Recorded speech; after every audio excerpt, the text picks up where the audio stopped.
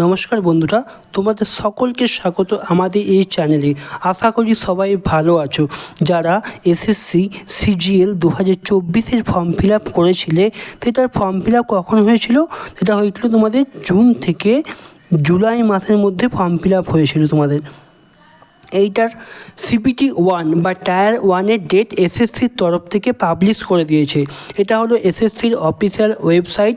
যদি আমরা নিচে আসি, তুমি দেখতে পাবে একটা নোটিশ রিলিজ করেছে 8 তারিখে। দেখো, এই যে 8 তারিখে রিলিজ করেছে, important notice of 8/8/2024 combined graduate level examination 2024, মানে এসএসসি সিজিএল 2024 রিলেটেড। তুমি যদি এটাতে ক্লিক করো তাহলে তোমার অফিসিয়াল নোটিফিকেশনটি ডাউনলোড হয়ে যাবে। দেখো, এটি হলো official notice SSC CGL date related.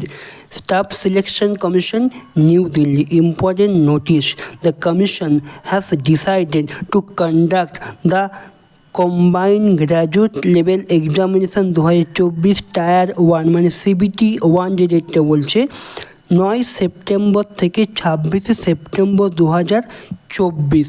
তোমাদের ফর্ম ফিল আপ হয়েছিল তোমাদের কখন? June to July. তোমাদের ডেট দিল কোথাও সেপ্টেম্বরে, মানে মোটামুটি তোমাকে একটা 3 মাসের মতন সময় দিল পড়ার। 3 মাসের মতন তোমরা সময় পেলে পিলি বা সিবিটি 1 পড়ার জন্য। এটা তোমার পরীক্ষা শুরু হয়ে যাবে। তোমাদের অ্যাডমিট সংক্রান্ত কোনো আপডেট কিছুদিনের মধ্যে হয়তো তোমাদের এসএসসির তরফ থেকে দিয়ে দিবে যে তোমরা কবে থেকে অ্যাডমিট ডাউনলোড করতে পারবে। কারণ কি হয়, এসএসসির তরফ থেকে প্রত্যেকটি জোন, আমাদের যেমন কলকাতার হচ্ছে ইস্টার্ন জোন, এই প্রত্যেকটি জোনের আলাদা আলাদা ডেট রিলিজ করে। তো তোমাদের যদি ইস্টার্ন জোন বা এসএসসির যে কোনো সাইট থেকে তোমার যদি অ্যাডমিটের কোনো রকম ডেট বা লিঙ্ক প্রোভাইড করে, তাহলে আমরা তোমাদেরকে আপডেট করে দেবো।